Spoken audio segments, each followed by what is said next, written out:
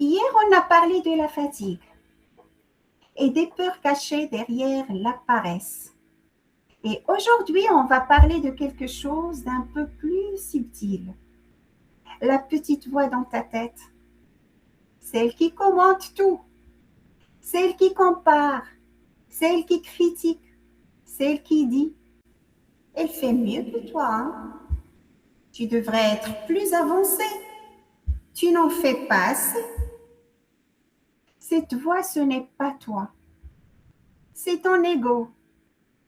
Et l'ego, ce n'est pas quelque chose de mauvais. C'est une partie de toi qui s'est construite pour survivre. Et souvent dans l'enfance. Quand on était petite, on a toutes vécu des moments où on ne s'est pas senti choisi, pas assez encouragé, comparé à une sœur, à une cousine, à une camarade, à une voisine. On était critiqué, ignoré. Alors, qu'est-ce qui se passe à ce moment-là?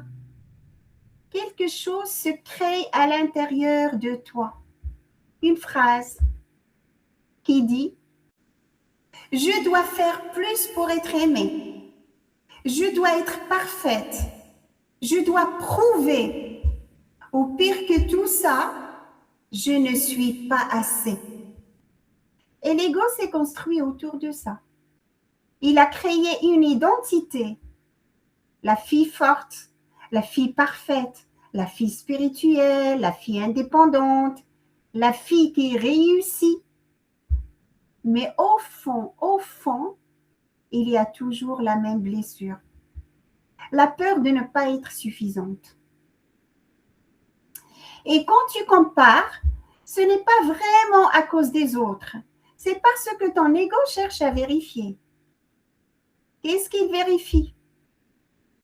Est-ce que je suis enfin assez?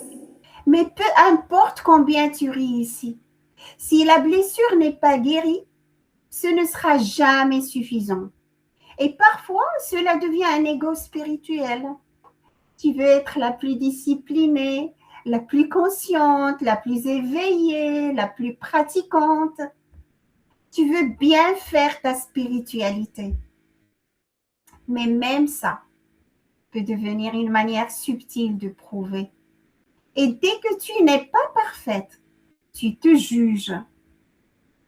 Respire un instant avec moi. Expire, relâche. Et sache que ce n'est pas toi le problème. C'est une vieille histoire qui tourne en boucle. Et aujourd'hui, je veux que tu observes. Quand une pensée arrive comme « je ne suis pas assez, je suis en retard, je devrais être différente », ne la combats surtout pas. Et ne la crois pas non plus, hein. Observe-la. Et dis doucement « ce n'est qu'une vieille histoire ». Puis reviens à ton corps. Respire. Ah. Parce que la vérité, ce n'est pas la voix. La vérité, c'est la conscience qui observe la voix. Et ça, c'est toi. Alors, prends ton carnet de nouveau et écris cette question. Pose-toi la question.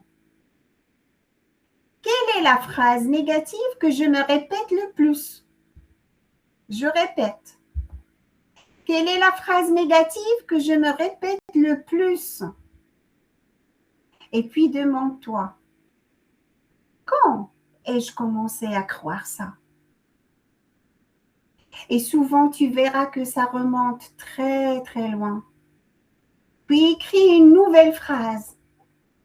Pas une phrase forcée, mais une phrase qui est vraie et douce. Une phrase qui te ressemble. Par exemple, je suis en train d'apprendre, je fais de mon mieux, je suis suffisante, même imparfaite. Et répète-la lentement, plusieurs fois. Ton subconscient écoute tout ce que tu répètes. Alors donne-lui une nouvelle vérité. Aujourd'hui, marche en silence, sans téléphone. Ressens tes pas, sans l'air, sans ton corps. Parce que l'ego vit dans le passé et dans le futur. Mais la paix, elle est ici, ici et maintenant. Alors écoute-moi bien, tu n'as rien à prouver. Tu n'as pas besoin d'être la meilleure, ni la plus spirituelle, ni la plus avancée. Tu n'es pas ton trauma, tu n'es pas ton histoire, tu n'es pas la voix critique. Tu es plus grande que tout ça. Et aujourd'hui, tu as commencé à le voir. C'est déjà immense. Et on continue demain.